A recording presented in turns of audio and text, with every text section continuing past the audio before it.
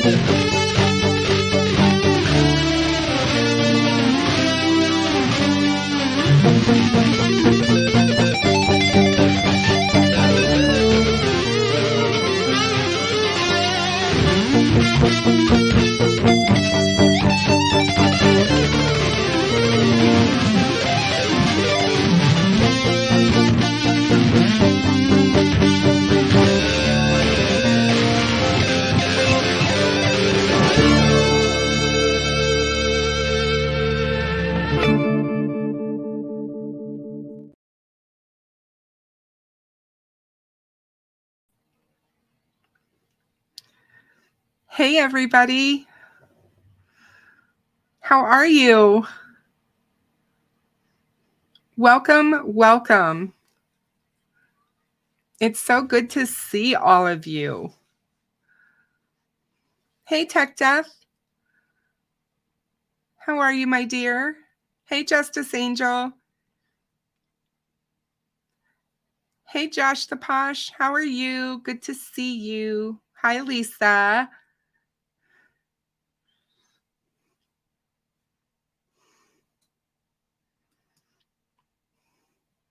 Hey, Mitzi. How are you? Hope you're doing well. Hey, This'll Do Nicely. How are you? Good to see you. Thanks for stopping in. Hey, Jill. Thank you for being here. Happy birthday. How are you? Happy birthday. Thank you for being here on your birthday. Hey, Sees Through All. How are you? Good to see you. Hey, Julianne friend. How are you? Hey, Melissa. Hey, Colette. How are you? Good to see you. I'm doing well, Mitzi. Thank you so much. I hope your dog is feeling better. That's sad. I hate it when they're feeling under the weather. I can't talk today.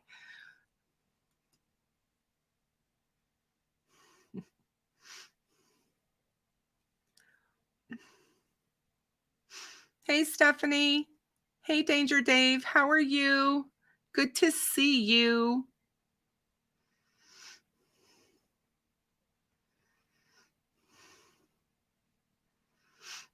So glad everybody's here. Tonight we're going to talk about a little bit about Delphi and some other cases. basically a true crime discussion. And just kind of update you on a few things that I've got going on, and just kind of have a good chat with you guys. There's been a lot of drama going on in the Delphi community, from what I understand. I'm really trying to steer clear of it because you guys know how I feel about the drama, but man, lots of stuff. And it's sad. It takes so much away from this case. It truly, truly does. And it's concerning. Really concerning to me. But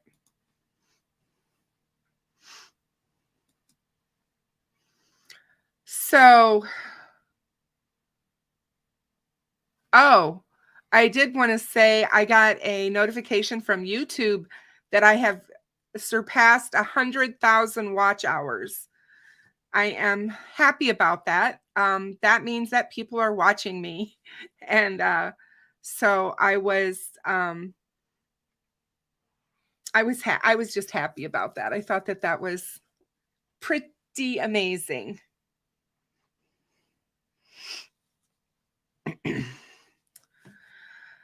Oh, so let's see. I really appreciate everyone. Hey, Rescue All the Dogs. How are you? Good to see you. Thanks, Dave. Hold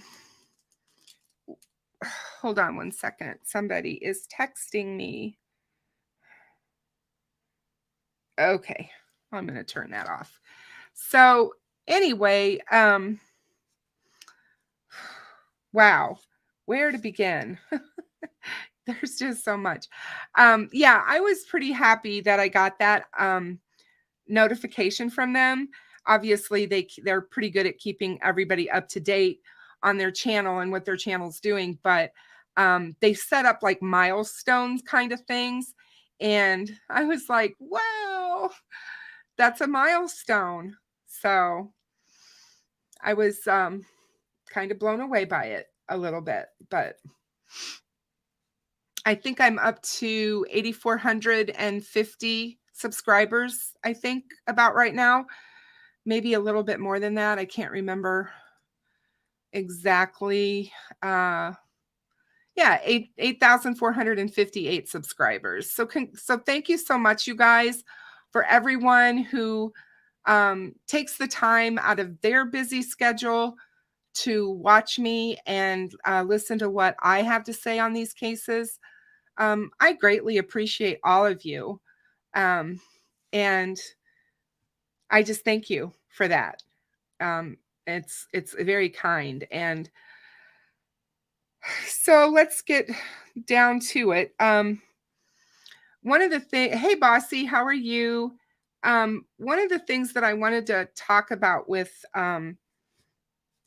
Delphi tonight is, if you guys have heard about the recent drama going on in the Delphi community, will you drop a 1 in the chat for me?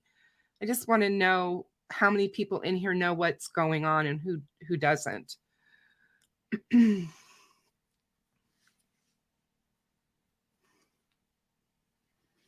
Oh, Thistle, you are so kind. Thank you so much. So a couple people so far.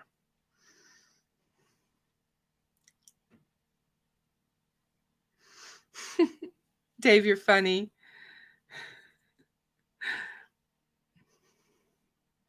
If you listen to Steve, you pick on him a lot, Dave. But yeah, that's, you know what I mean? That's okay, right? I know, Lisa, boy, isn't that the truth? There's so much different drama. How do you know which one? I'm like, how do you just know which one to think about or whatever? Hey, Margaret, thank you so much. I appreciate that. And it's okay. I get that some people just like to watch and they don't comment, and that's totally fine. I'm just glad you're here and that you're watching. You're in one of those 100,000 that's watching my videos. So I appreciate you. Mitzi, don't feel bad, because sometimes I feel like I'm out of the loop too. It's just drama every time I turn around with Delphi. And you know what? I think what it is, honestly, this is my take on it. It feels to me like when the narrative or what's coming out about Delphi slows to a snail pace, to where we really aren't getting anything that's substantial out of the case to talk about, people will create drama so that they get their Delphi viewership involved to the point of wanting to watch to see what's going on. And I mean, I am so over it, you guys. And I do appreciate that, Bossy, because I try to stay out of it. I try not to be a police officer for YouTube. I really do. If I see someone that's breaking the YouTube channel rules and regulations that they have for our channels, of course, I'm going to report that, because that affects all of us as content creators. But I just don't understand why people feel the need to attack others. And it's really upsetting to me how this keeps going on. But I do want to put out there this is what I wanted to say tonight about everything that's going on in regards to the Lost documentary that Fig Solves put out. There is some drama going on with some creators over this, and some things that were said or not said. And all I want to say is that, I'm going to stand behind Sleuth Intuition on this, because the reason for that being that Sleuth is putting out good content, and he is in the right in this situation. And I just want people to, like Dave said, this is about the victims. This is about Abby and Libby and their families. It's not about us. It's not about our egos. And, if you are on YouTube and you're making, hey, Frank Meister, how are you? So good to see you. If you're making content and you're not able to withstand the people who come at you with hate and are going to spew untruths and things like that about you, then possibly the true crime genre might not be your bag. It might not be where you need to be. And all I'm saying about that is we all get affected by this to some degree. But this is my opinion on this. We really need to take a step back and ask ourselves, and we need to do this quite often as creators for sure, and as people who watch the true crime channels on YouTube. The subscribers need to do this as well. Take an inventory of the people you subscribe to, the people that you pay money to monthly to be members of their channel. Do they stand for the things and the values that you as a person uphold? And if not, what is your purpose upon watching them and allowing them to continue to grow and spew the hate and the things, like somebody said, the mistruths, the conspiracy theories, all the things that they do to disrupt this case. And I had I'm not here, like I said, to bash anyone.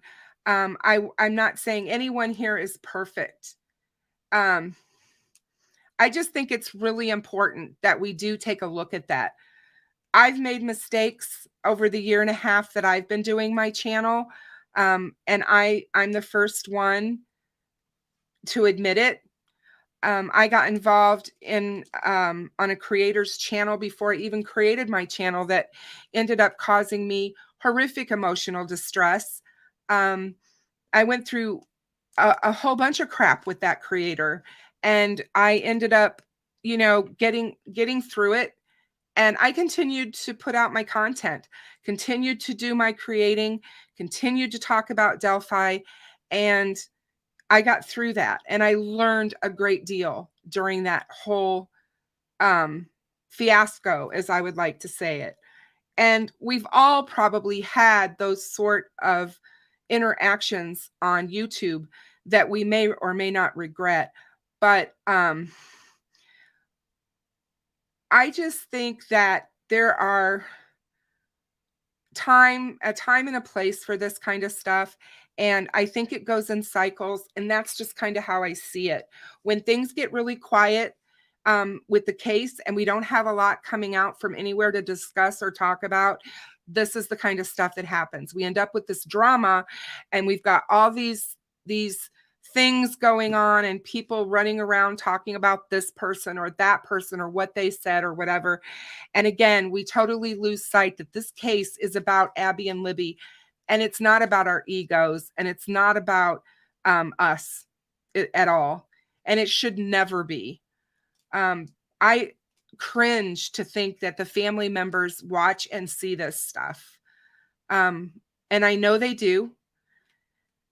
They have every right to watch anything that they want to. I just always try to remember in the back of my mind that on any given day when I'm live streaming, Becky, Mike, Kelsey, Carrie, any of them could be watching. And so I always try to keep that in my mind.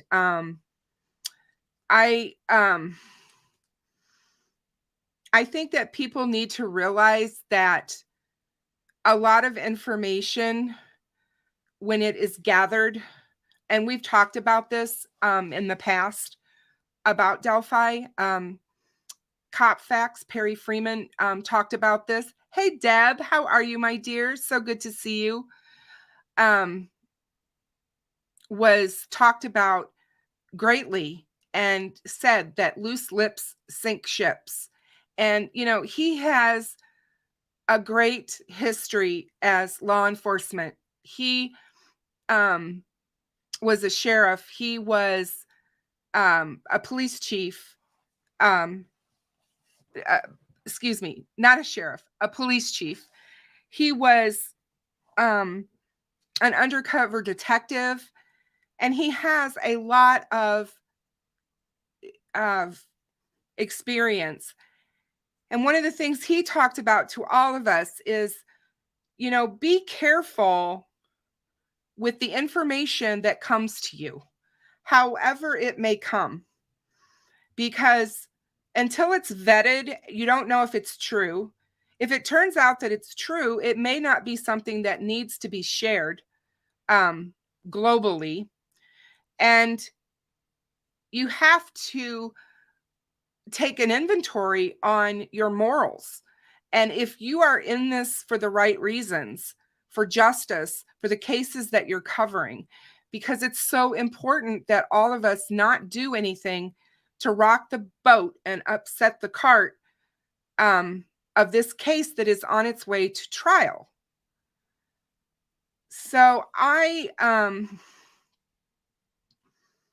respect him. I don't always agree with Perry on certain things, but that doesn't mean I don't respect him as a person who has a lot more experience in law enforcement, and I have none. So therefore, I have to look for him as an expert. The same with Steve from True Crime Web. It's one of the reasons that I adore that man, is because he's the real deal. He has all the integrity that you would want and demand in a creator, and he is not going to be putting out anything that's going to be detrimental. In fact, if anything, he's doing the complete opposite. And I really, like I said, I'm not trying to be a person who stands on a pulpit every time she's live and talks about this. But I think every now and then, and now is as good as time as ever, is to discuss and talk about this, because I was very upset to hear that this was going on. And I spoke with a couple of my really close friends within the Delphi community. Both of them are creators. And, we all feel the same way. These people are doing this for attention. They want their name out there. They're doing it for views. They're doing it to get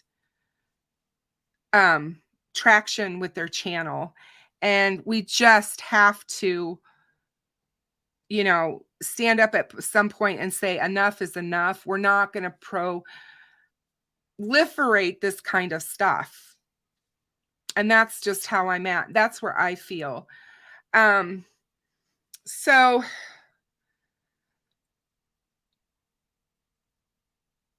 I just, like I said, I just really want us to be careful when we're listening to this kind of stuff. As far as Hannah goes, this woman is spot on. She knows what she can and cannot do at this point with whatever's going on out there. Whoever has broken agreements, if they had signed NDAs on this stuff, and somebody has broken that, then that's up to Hannah to handle in the legal realm of things, which she's more than capable of doing. I just don't think it should be hashed out on the channels to the detriment of the case. So that's all I'm going to say about that. Diamond Eyes, I'm glad you brought that up, because I don't know if you guys have been paying attention to the news or not, but I watched the late news last night because I was really busy yesterday, and I didn't even get to see the news until I watched a replay of the news like around midnight. But the wildfires that are burning out of control right now in Canada, they're bad enough for what's happening up there. And it's just taken. I didn't get that. Could you try again?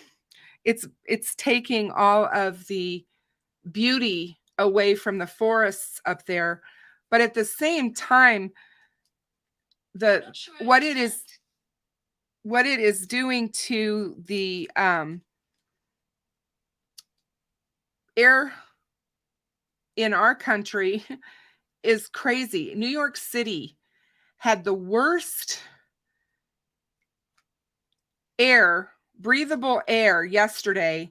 They rated on a scale from 0 to 500, and usually someplace in India, Delhi or someplace in India, has the worst air quality, and I think theirs usually gets up to like 300 or something, they said.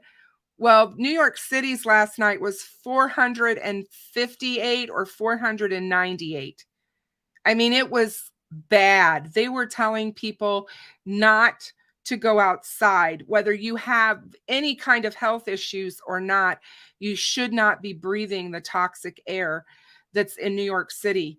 And they were showing time-lapse videos of the city, and they showed the city clear and how the smoke moved in.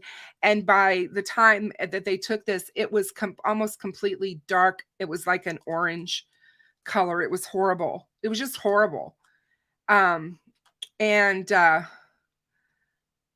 just can't get over it. I mean, seriously cannot get over the air quality right now in the east, in the upper east of our country. So yeah, if you guys live up there, please wear a mask if you have to be out, and be very careful, because that stuff is really bad.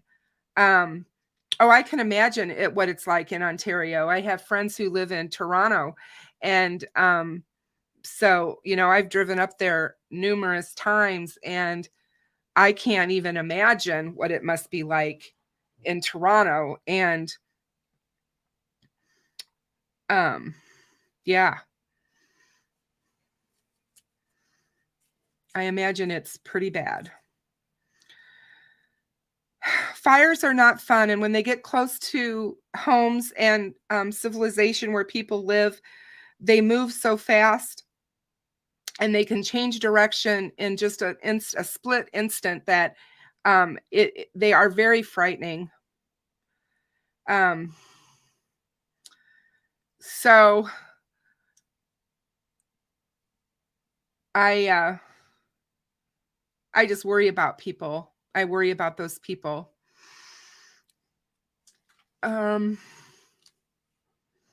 So let's talk about Deb's in here, and she sent me the stuff that I talked about a little bit the other night about when we were talking about Richard Allen. And there does seem to be a lot of people wanting to defend him. And I've been doing some research because I'm going to do a series coming up soon on serial killers. And my series is going to be, I'm going to do a series of the top 10 serial killers in the United States. And I've been doing a lot of research. I've been doing a lot of reading. I've been watching some documentaries, and man, some of these just insane. No, Stephanie, I did not see that. That's bizarre. But some of this stuff with the serial killers and the things that were missed, and especially these guys who just operated, they were family. Some of them were family men. They had obviously had families. They were able to hold down steady employment, and they were able to just operate completely under the radar and in plain sight for years. And so for everybody who says Richard Allen doesn't fit, I mean, it's not that I'm even saying that he's a serial killer, because I'm not, but just because people don't look like a monster doesn't mean that they're not. In fact, the majority of the time, these monsters look like your average Joe. They don't look like what we have, pictured in our minds as monsters. They just don't. So I think it's really important for us to take a look at those. So I'm looking forward to doing that series, and hopefully everybody will get a little something out of it. How to protect, I was watching one yesterday about how to protect yourself from being a victim. And I don't know that we can, really, honestly. And I think that that is part of the fear around these types of crimes. Everything that you think about trying to protect yourself or protect everyone else around you from this kind of thing happening, if you run into that particular monster on that particular day, you really don't have a chance. If they know what they want and they know what they are after, 9 times out of 10, you don't have a chance, no matter what. And, people can have that thought process. Well, it won't be me because, for whatever, I have mace or pepper spray, or I carry a knife, or I carry a gun. And, it doesn't matter.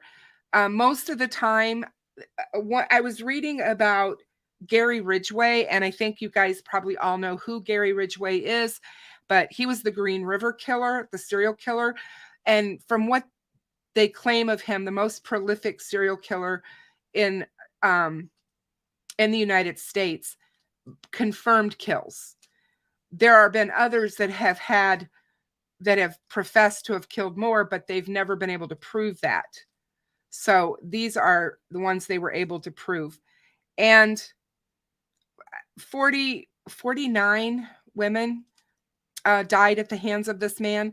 And one of the things that they talked about is these women that he killed never saw it coming because he approached them from behind. Even though they were with him voluntarily, most of them, from what we know, because of the fact that he played or preyed on sex workers, he approached them from behind. They did not know what was coming. So, again, that's kind of like how that mindset is. I've heard so many people say, why didn't the girls run? Why didn't the girls do this? Why didn't the girls do that? Hindsight's 2020. The girls were 13 and 14 years old. You can't expect that age group to know what to do specifically. Abby and Libby both were extremely smart girls, but I don't think they ever had an option. Now, did they run? Possibly. We still don't know. And I don't know if we ever will know that, but we might. But again, that's just going to be something that we have to kind of wait and see again as to how that plays out. But it bothers me when people make it sound like, that the girls didn't do what they should have done by running. And thank you, Rescue All the Dogs. I agree. And like I said, I don't want to get drug into the mix of it all. I just want them to stop and take inventory as to why they do this in the first place. And if that's the kind of channels that they want, maybe they need to be out of true crime and do it somewhere else to where they're not re-victimizing families by using their cases to draw in people that want to be in a drama channel. I mean, there's drama channels out there. Go have them, go do your thing. But, leave the crime victims, their families out of this. It's just not. I think when he produced a gun on that bridge that day in February to Abby and Libby, they were absolutely frozen. And I think that the gun kept them in line. I think the gun kept them from doing something, I just think that. And I really wish that people would take that into account. It's so easy to be a Monday morning quarterback and say, well, I would have done this and I would have done that. You have no idea what you would do unless you're put into that situation. And I don't want this to sound as harsh as it may sound, but I get that too with the death of my son. People will say, oh, I know what you're going through. No, you don't. Unless you've lost a child, you have no idea what that feels like or how you would react or how you would process it all. So laying in judgment of people going through something that you've never experienced yourself, judge gently in those situations and scenarios because you don't really know what you would do.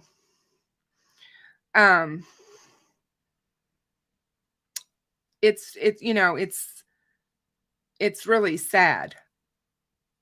But like I said, I get everyone who thinks the way they do about the Delphi case.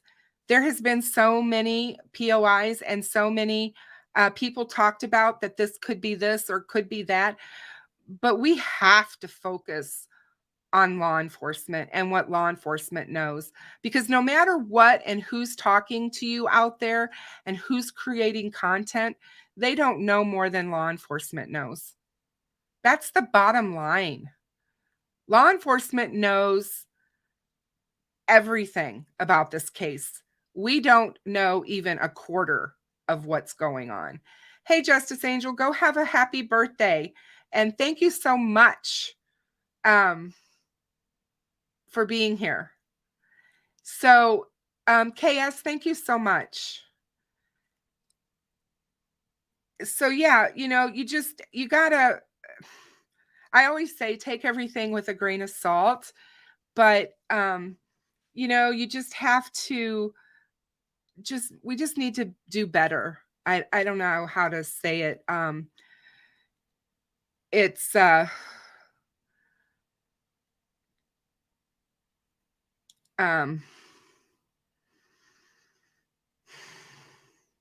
it's sad. It's just sad. So anyway, I was thinking about, we've got a lot happening here. Next week we have Kagan in court. And then we're going to have Richard Allen in court the next week. So it's going to be a busy couple of weeks with Delphi for sure. And I don't think people are going to get the information that they were hoping for. That's my feeling on this. When people ask me questions, how do I really feel? I'm still feeling as if Kagan doesn't have much to do with Delphi per se, except for the fact that the Anthony Schatz profile was speaking with Libby. And I still feel that way until law enforcement tells me differently. I'm going to stick with that thought process. But that's just me, in my opinion. Richard Allen is innocent until proven guilty. So until we see all the evidence against him, this man is innocent. That's the way it works. Hey, Rescue All the Dogs. Thank you so much for your super sticker. I appreciate you. Thank you for being here. Thank you for, donating to my channel. I so appreciate you.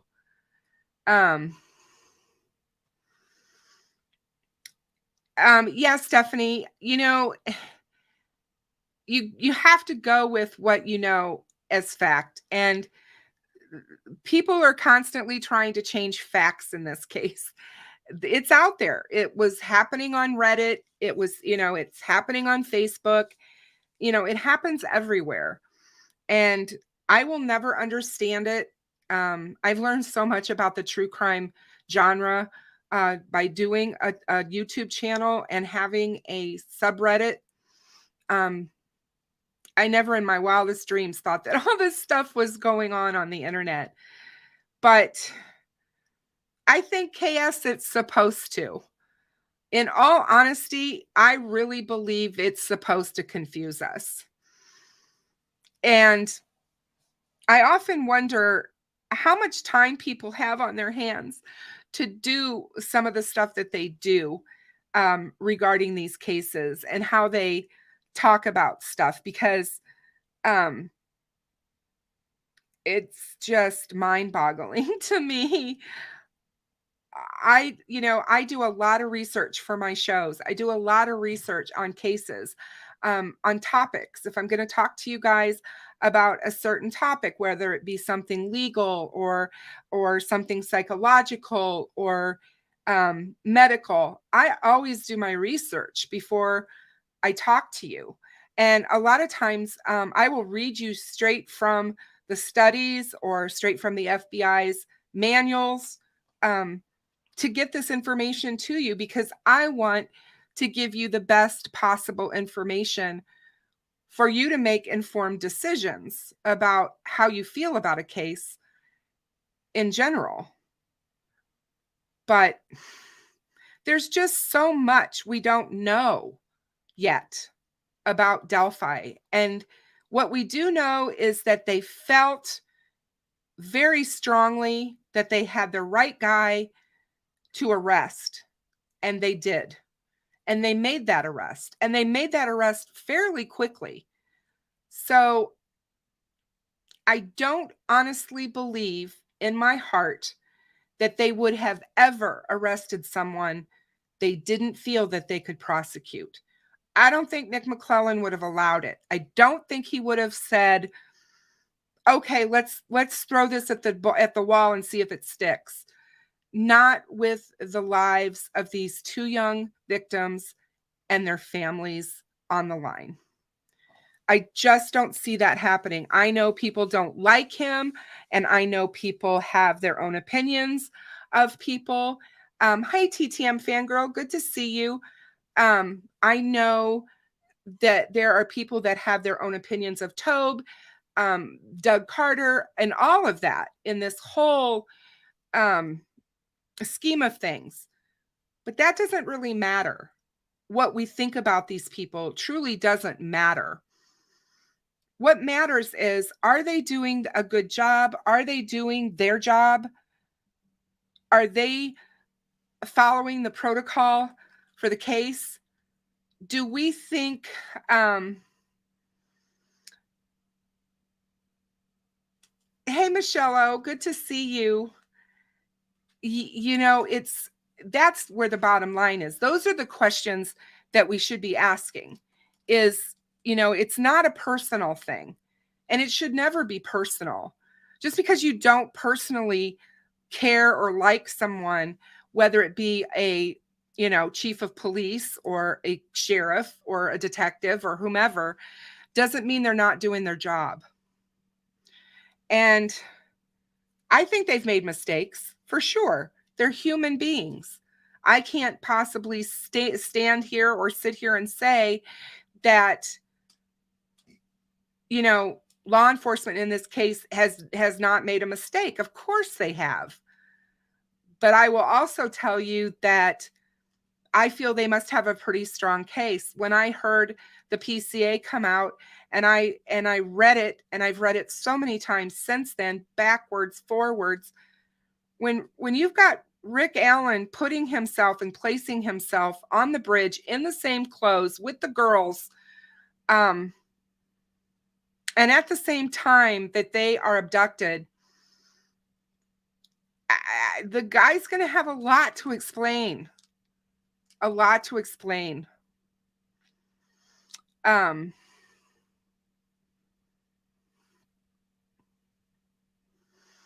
And, you know, it's, hold on one second, guys. I need to check something. Just give me one moment. I need to look at something real fast.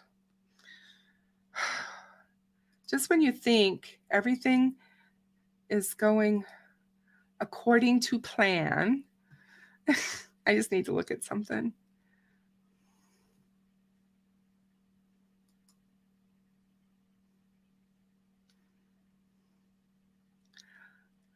Okay, good. I was like, what's going on? So there we go. Mitzi, thank you so much for the gifting of the membership. That's really, really super nice of you. Thank you. Thank you. And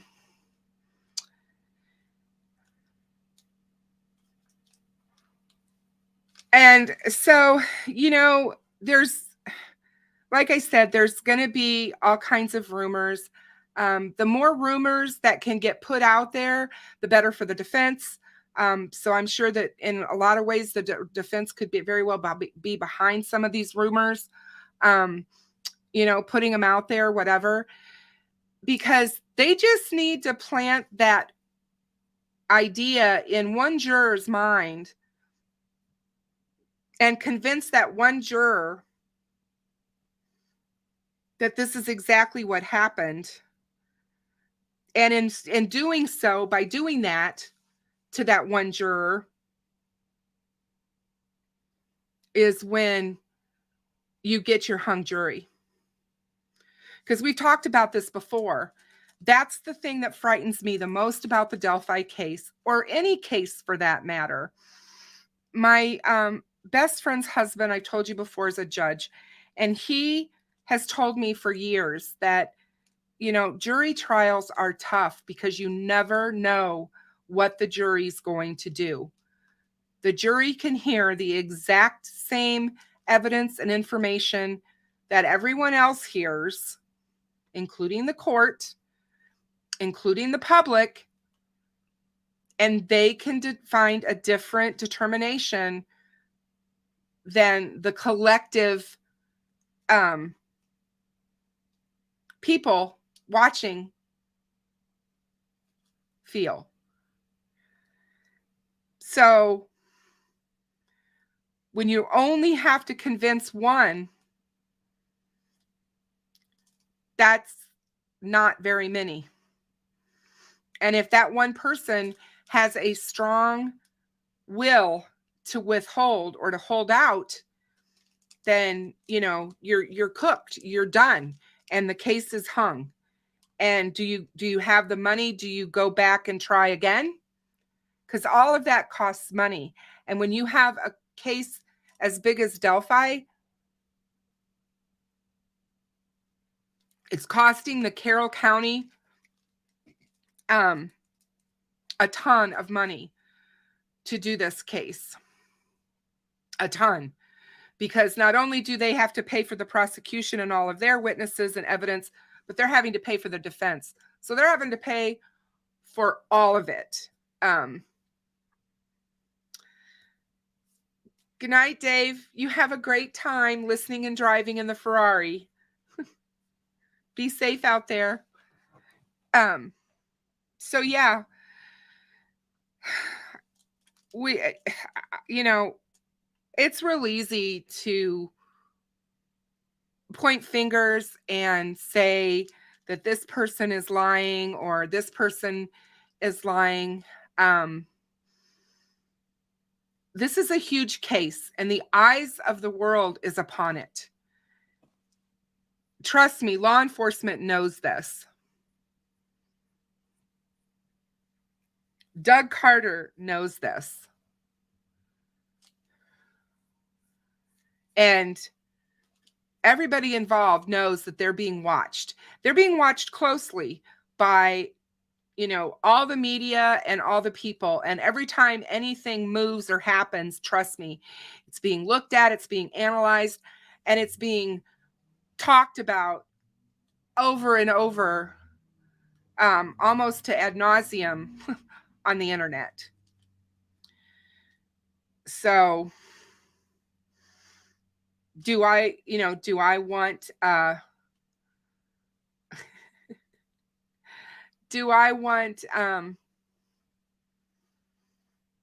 this case solved? Yeah. I want this case solved. And I kind of disagree. I don't think a case can ever be too high profile. I think that all cases should be high profile. I think all cases should get the attention, and especially all the cases with our children. When children go, and I'll talk about that in a minute because I'm going to talk about some other cases. But, you know, we have cases where kids go missing and are never talked about.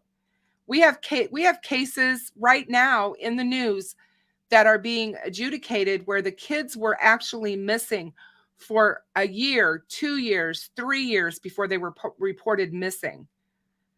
How does that happen in this country in 2023? How does a child go missing but not get reported for upwards of 3 years? Where is other family members? Where are neighbors? Where are friends? Where are the people that are supposed to be looking out for these kids? It makes no sense to me, and it never will make sense to me. And if I was a law enforcement person and somebody came to me and said, so-and-so has been missing now, we haven't seen them for 3 years, and it's the caregivers, I mean, I would want to strap the cuffs on them right then and there, because it's really, really scary. And that leads me into something else I wanted to talk about to you guys tonight, because summer has started in the United States for our kids, and they're out of school. And especially our very vulnerable middle school children and teenagers. They're going to be on the internet. They're going to be on the internet when mom and dad are working and they're home alone, or they're home watching their other siblings, whatever the case may be. So for you guys that still have children at home, or you have nieces or nephews or grandchildren, please take them aside and talk to them about internet safety. Make them aware of the predators that are out there, and that even though they may befriend someone on a Snapchat or on some other chat program, that person behind the keyboard may not be who they say they are, even if they send them a photograph. And that's the thing. I mean, I worry so much about our kids. Good night. This will do nicely. Have a good evening. So glad to see you as always. And I agree with TTM Fangirl about AI. I think AI is a good thing. We've had it for a while, and I don't think it's talked about much, but there's a lot of things going on out there now about how it's going to cause all sorts of problems if we don't regulate it or put protections in place to protect everyone. I think that's with any kind of technology that they're talking about. You need to have that in place. So it's not something that I think we should overlook for sure. And it needs to absolutely do it. The one thing with Richard Allen, Stephanie, that I think about with this case is if Richard Allen is guilty of this, is it really possible that the intention that day was not to murder anyone, and that the intention was something completely different, and it just ended up that way? I'm just throwing that out there. I'm not so sure I believe that, but because all I'm saying is it is really hard for me to wrap. Hey, Ray, how are you? To wrap my head around that a 45-year-old man or 40 whatever would go out one day and just decide to kill. That kind of rage, that kind of anger, the kind of desecration, I should say, of the body, of how the girls died. To me, that's not something that you just wake up one morning and say, oh, that's what I think I'm going to do. That really bothers me. So that makes me wonder if there hasn't been some other type of incident or others, and they just aren't known about. And that could very well be possible. We just don't know. And I don't think we're gonna know until this all comes out in court. We're just gonna have to wait and see. And if they continue to try to put gag orders on all this stuff, it's just going to make people more frustrated. And, a lot of times, Stephanie, that could very, very well be possible. Hey, Chris. Hey, Sharon, how are you? I mean, I've ran all kinds of, thanks. I've ran all kinds of scenarios through my head, trying to figure out what happened that day, what led to it that day. And those are kind of the things that I think about when I think about it. But we're just going to have to be patient, even though we don't want to be. And I'm like everybody else. I want, every time anybody says anything about Delphi, I want to know right away what it is. And is it anything that's substantiated by fact? It's the first thing I always look for. Who's saying it? Why is it being said? And, where did they get their information? So I know I feel like a broken record sometimes with that, but so I don't know if you guys heard or not, but they did find the body of Madeline Kingsbury. She's been missing for 2 months out of Minnesota. She was found yesterday at 1:30 in the afternoon. She was found north of Mabel. And they did have an autopsy done of the body. And her sister released the following statement on behalf of the family. We are relieved that Madeline has been found after months of intense searching and grateful for the extraordinary efforts by law enforcement, other first responders, and volunteers. And we are certain that the correct person has been arrested and will be appropriately charged and convicted of his crimes. Things are moving in the right direction there, and we look forward to getting justice for Madeline. For right now, we will mourn as a family and properly and respectfully lay her to rest. The Winona Police Chief, Tom Williams, said that the Southern Minnesota Regional Medical Examiner's Office performed the autopsy Thursday morning and were able to confirm that the remains were Madeline's. To say the least, that the last 69 days have been frustrating, full of heartache and pain for this family, law enforcement, and the community. During this time, the family never gave up. Law enforcement never gave up. The community never gave up, Williams stated. A Fillmore County deputy found her around 1:30 p.m. on Wednesday afternoon in some brush off of Highway 43. The remains were located using information that was generated during the Madeline Kingsbury investigation from an electronic tip. This location had been searched before, but Madeline's body was covered and she was not able to be seen easily. So it is believed that that's probably what happened when they searched prior. They weren't visible in this wooded area.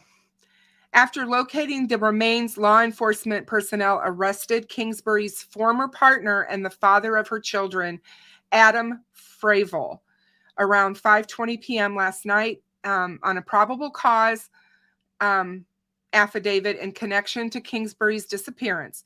He was arrested without incident at a home in Mabel. Fravel is being held on second-degree murder with intent and not premeditated charge, pending a court hearing. He is being held in the Winona County Jail at this time. The Winona Police Department confirmed that the property that Kingsbury was found on was off a public roadway and not property of the Fravel family. The BCA said they will not comment on any further charges. The BCA also said there were more than 450 tips that were sent into them, including mountains of digital evidence. The Fillmore County Sheriff's Office said they continue to follow up on any tips and will now focus on assisting Winona Police Department to ensure an accurate and complete investigation is done. While this discovery is not what we were all hoping for, we are thankful to be able to bring Maddie home to her family, said Police Chief Tom Williams from the Winona Police Department. So I've been watching that story. I'm sure you guys all have as well. And so, yeah, they found her body yesterday. And it's just, to me, it's so sad. And I agree with you, Mitzi. I mean, every day it's somebody else. And it's the partners of these women, and they're taking their lives, and they have children. And most often or not, they are the fathers of the children, and they're leaving their children mother and fatherless. And it's just doesn't make any sense. It's so senseless. I don't know that any of us will be able to ever make sense out of it all. Honestly, it's heartbreaking to say the least. There's another case that I was looking at today that I don't know. We talked about it last fall, but Corey Bigsby has been indicted on charges connected to his son's death, Cody Bigsby, who was reported missing from his home. Excuse me. Cody was a 4-year-old little boy missing from Hampton, Virginia.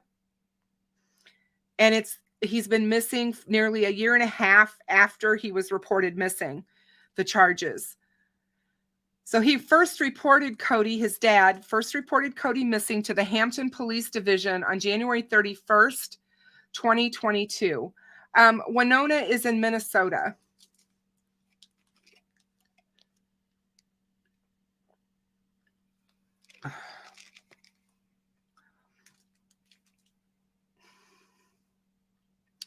When police brought Bigsby in for questioning about his son Cody, he allegedly told them that he sometimes left his young children at home alone.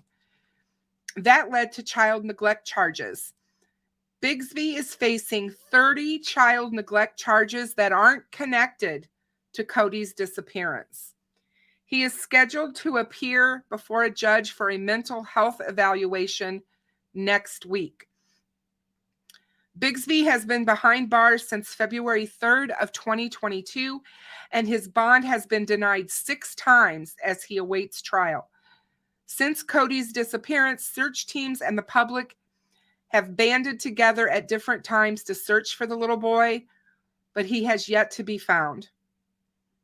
And this is I'm going to show you guys a picture of him. He's just precious.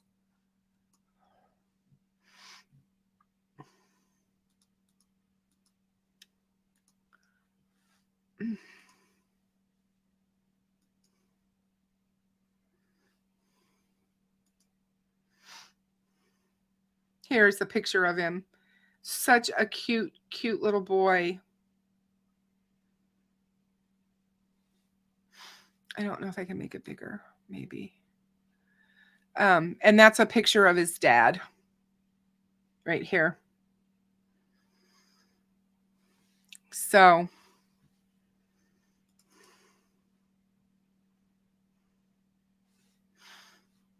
all right. Oh boy.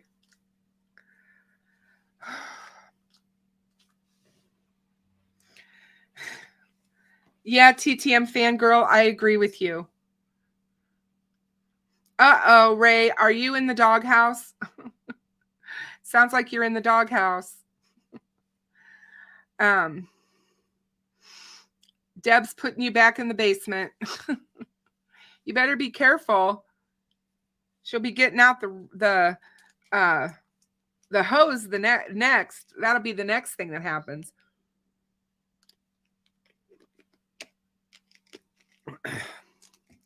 No, JDR, it's true. We never will know what these kids go through. The other case I want to talk about was Adam Montgomery and the Harmony Montgomery case. Harmony is another child that was just what she was going through and living through. No child should ever have to go through that abuse. But her father, Adam, has been charged with her murder. They have not recovered Harmony's body. It is believed that Adam hit her multiple times. She was 5 years old, multiple times in the head with a closed fist, ultimately causing her death, and that they hid her body. And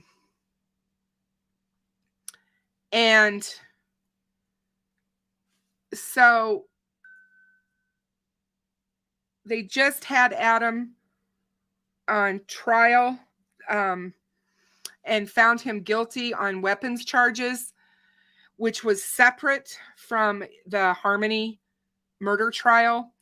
So they found him guilty on all the charges for that. He will be now next up in court for the murder charge. but Harmony Montgomery's story is just heartbreaking. And again, another child that disappeared and didn't get reported missing right away. And the stepmother has actually come out and is starting to help the prosecution. I hope that at some point she actually comes out and says where Harmony's at, because it's just absolutely horrific that these kids continue to die at the hands of the people that are supposed to take care of them and are supposed to be there to protect them. And she went back and forth between her biological parents. But Harmony's dad at the time, Adam, had custody of her, supposedly.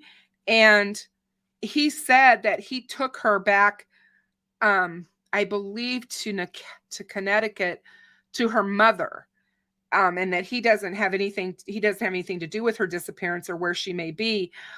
But I don't think that is at all true, and neither does law enforcement. They don't believe that any of that happened.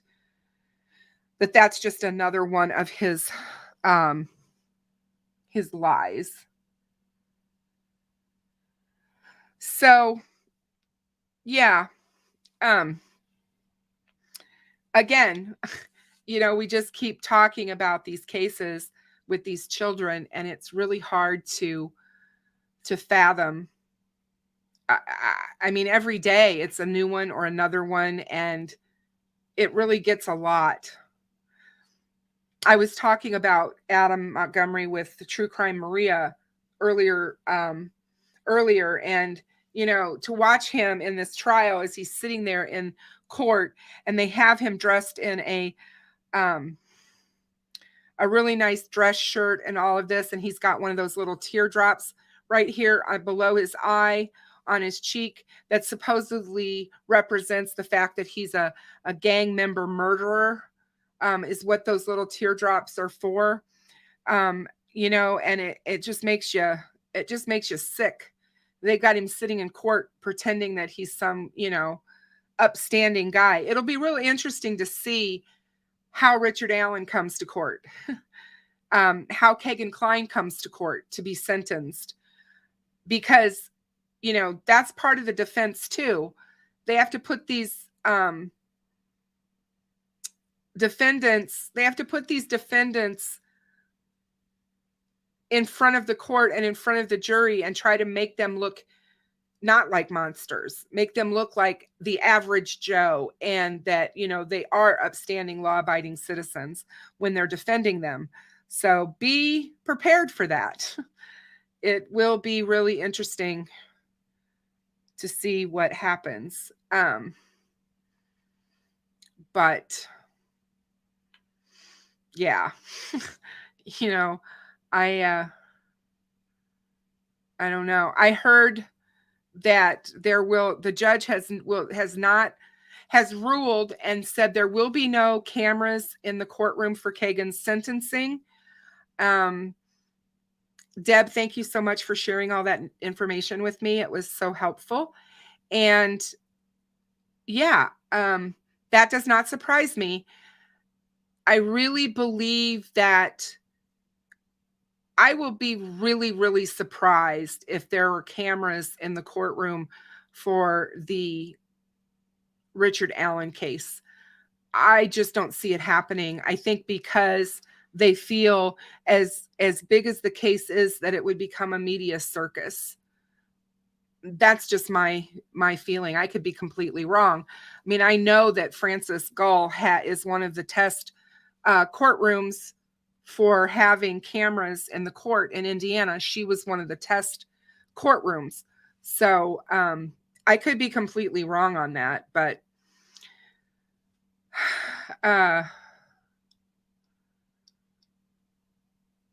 yeah, Mitzi, I know. It just breaks your heart. You're like, all the people out there who would give anything to have a child and can't have one, and aren't able to adopt because of the money that it costs to adopt children for whatever reason, and all that, everything else.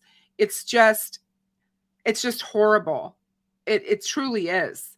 Family members didn't know. They weren't aware that Harmony was missing. Just all of that. And her siblings were told that she was eaten by the wolves, I believe, is what they told, the story that was told to the siblings in that case. I don't know. I'm just like I said, the whole thing is just mind-boggling to me. And it really does. It's really upsetting. So how are you guys? How's everybody doing? How are you guys all feeling about the Delphi case?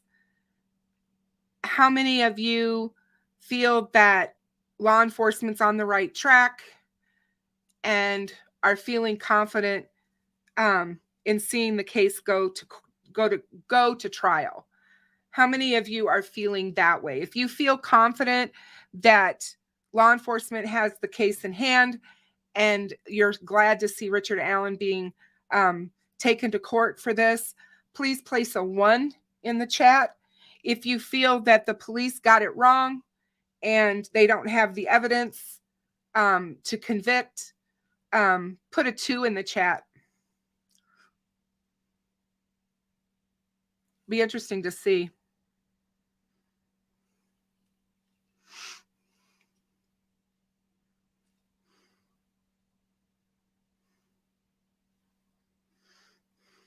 I'd like to know what all those tentacles are, Diamond Eyes. I really would. Deb is ferocious. She's not just meticulous, she's ferocious. When it comes to research, you want Deb on your team.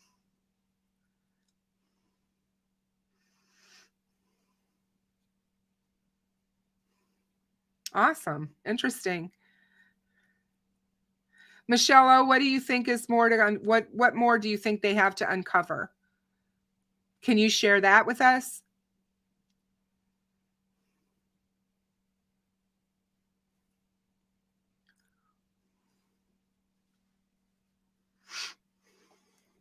Sees through, why do you think it's not going to make it to trial?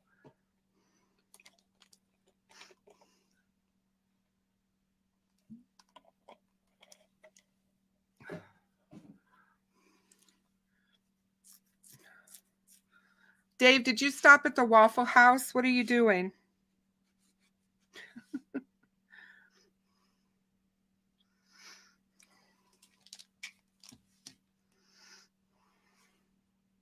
Yeah, Mitzi, I understand. I think a lot of people are. Put in a number 3 if you think there'll be a plea deal.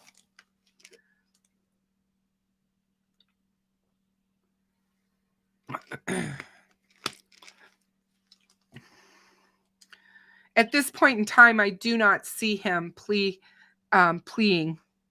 I just don't, but I could be wrong, like I said.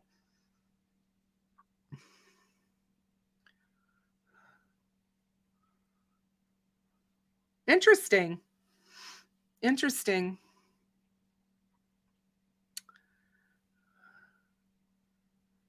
Thanks, guys, for answering, because I always like to get you guys' opinions and see where you guys are thinking, I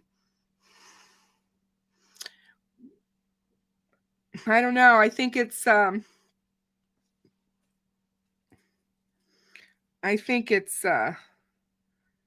to be really, really, really interesting when it gets there to court, in my opinion.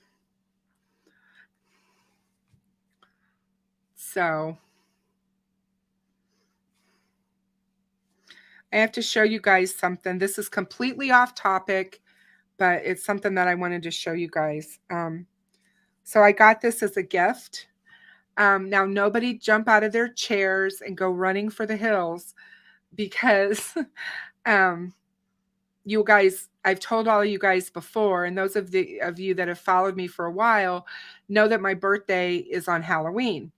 That was the day that they announced the arrest of Richard Allen. So It was the best birthday present I could have ever asked for. But anyway, I got a gift sent to me because someone knows that I love, because of my birthday being on Halloween, I've always felt like kind of like a witch. And I've always joked about it. I've always said, that I'm not the B word, I'm the W word. I'm a witch. So anyway, I love black cats. You guys have all seen Finn, who's my tuxedo. But growing up and everything, I've always had black cats. I love them. And so, yeah, in so many ways, I just feel like a witch. I love everything Halloween. And you guys, I love spiders. And my son, who was 4, also loved spiders. In fact, I'm going to tell you a story about him that I wanted to share before I show you this gift. When he was in the hospital, and we were at Children's Hospital in Denver, and we were going through all the treatment for his cancer, and he was a pretty sick little boy. He was always getting gifts, and they were always, the nurses would bring him gifts. St. Jude people, it's not like St. Jude's here. We have a satellite here where I live of St. Jude, where they actually have huge donations of toys and stuff. Well, the Children's Hospital did as well.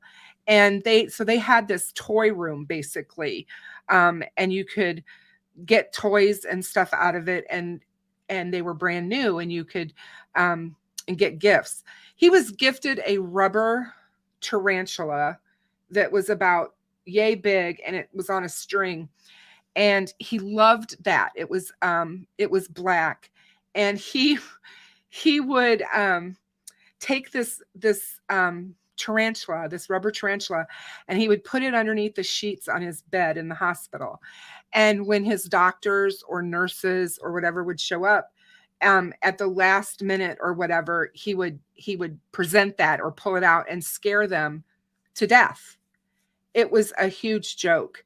And one night he did it to one of his favorite nurses who was working I think she was working the 3 to 11 shift. But anyway, he was a great popcorn lover. He loved popcorn, and he wanted popcorn that night. And so she had brought in her popcorn popper from home so that she could make him popcorn on the floor. And she had this big bowl of popcorn, and she was bringing it to him. She got through the doorway, and I knew what he was going to do. And I yelled his name and said, "Don't do it." And he pulled out that spider and scared her, and the popcorn went everywhere. It flew. She just threw it up, and it just flew. And it was just, I mean, I was mad, and at the same time I couldn't help but laugh at him, because it was like, look what you made her do. And of course, she was like, "Oh, and it's okay." And she went and made him more popcorn, of course, But so I love spiders. And so I got sent, I don't know if you guys have ever heard of Lucas the Spider, but it's a little cartoon. It's a little kids show. And I got sent a stuffed Lucas the Spider. And so he's become my squishy thing.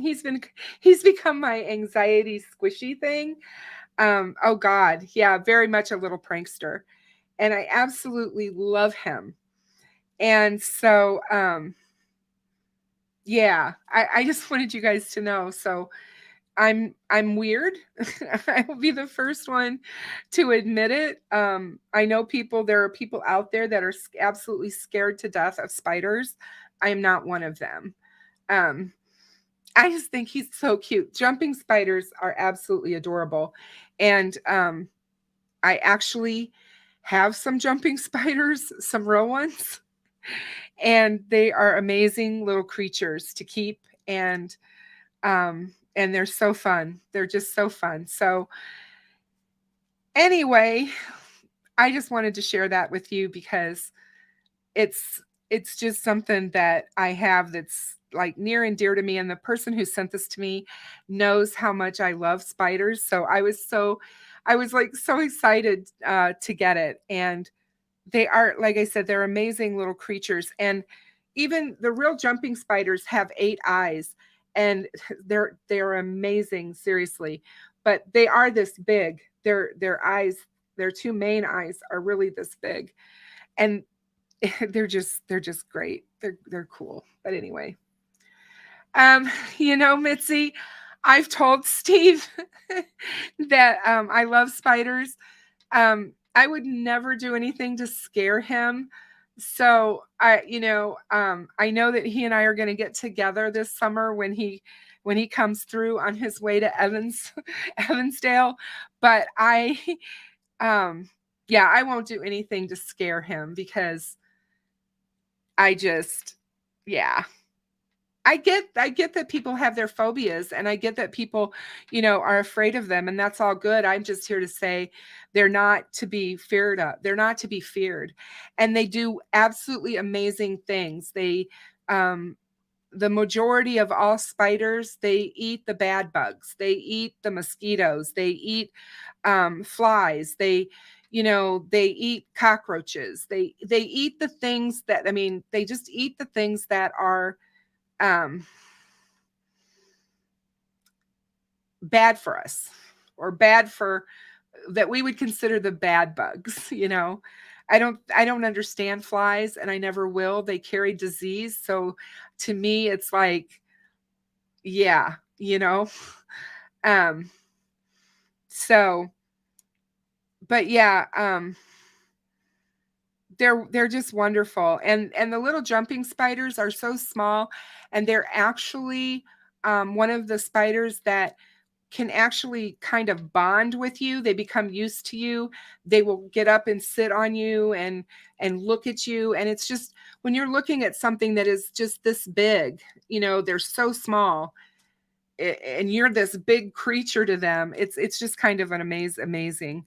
They're amazing to watch. So, but and I love, sorry about that, Melissa, because I love bats too.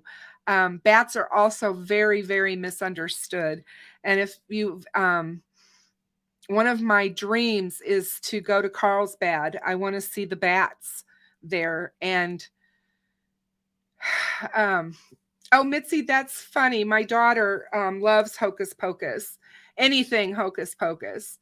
And my family, of course, because I was born on Halloween, it's a huge holiday for us. My mother, when she was still alive, she would dress up with me. We dressed up even when I was an adult. And we always made a big deal out of it. She always wanted to take me to lunch on my birthday. And so we'd always make a point of taking the day off together, and we would dress up, and she would take me to lunch somewhere. It was great. It was a lot of fun. But I have digressed. Uh-oh, Jill. I'm sorry that you're petrified. One of the things that I found about spiders and spider keeping is that I won't have anything bigger. I'm not a person that would want to own a tarantula or any of those, kinds of things, but I love the jumping spiders, and they are so cute and so just so amazing to watch. I love to watch them spin their webs. I love to watch them hunt, because they're amazing. And it's kind of taken away any fear that I may have had of them, because I think we tend to fear the unknown, and all the stories we've heard all the time growing up, and all of that about bats and spiders, and they're all associated with evil and scary things. So it makes us visualize them, or think of them as scary. And I think that they're amazing creatures. Oh, I don't think they're misunderstood, TTM. They're not. Although I will tell you that I don't think he's a huge spider fan, Dave. From what I understand from Steve, he doesn't care for them at all. So yeah, I don't think he's a huge spider fan. You guys are pulling the wool over my eyes, or pulling my leg, because from everything I've heard, he doesn't want anything to do with spiders. But so I'll definitely have to show him Lucas, because he is Lucas the spider. And do you guys know that they took I think it was in 2018, they actually took a jumping spider to space because they wanted to see if it would be able to jump with the zero gravity, and if it couldn't, if they could teach it to. And they were able to get it to jump in the zero gravity, and so I guess they did learn stuff. And the spider, it got brought back to the country. So I thought that was a pretty cool story. They actually wrote a book. There's a children's book out there. Oh God, what's it called? It's a really cute book. My grandson likes it. Nefertiti the Spider Knot. It's the jumping spider who learned to hunt in space. And that is the book. If you guys are in the mind of getting your children or grandchildren or whatever a really cool book to read, I just love it. I'll drop the link to it on Amazon in the chat, just so you guys have it,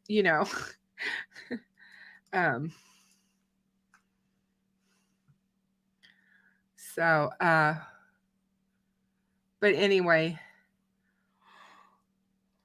oh, excuse me. But that's all I really had for you guys tonight. I'm glad that you guys all stuck around with me and were here with me. We will have I hope everybody has a good rest of their week, week finish tonight, and then have a good Friday night and Saturday start to the weekend. I'm hoping to have a relaxing weekend, so we'll see how that goes. One never knows how that's going to play out, but that's what I'm hoping for. Oh, excuse me. I was up early this morning and late to bed, so I'm kind of but it's always a pleasure being here with you guys and discussing this stuff and talking about cases and how we should cover them and all of that. So I really appreciate you all being here. It's funny, Kay. I've gotten involved in a couple of YouTube channels that actually collect spiders, and they collect them. And one of my favorite people to watch is Tarantula Cat. She's out of St. Louis. She's amazing, and she collects a lot of jumping spiders and tarantulas, but she also has a brown recluse and she has a black widow in her collection. And she makes really cute homes for them, themed homes and stuff. And it was really cute. It's really cute. So I get it. Like I said, those are venomous spiders to people. And they can make us really sick. So it's, I totally and absolutely get that. But I love, like I said, spending time with you guys and getting to see you and talk to you. And I appreciate you all for being here. Please be safe out there. Make sure that you are kind and that you are paying it forward. And I look forward to seeing you guys again. For anyone watching on the replay, thank you so much for all your watching and sharing. Please like and share my video if you like it. It does help me. It's probably the best way that you can help me, and I do appreciate that. Have a good rest of your evening, you guys, and I'll talk to you soon. Good night, everyone.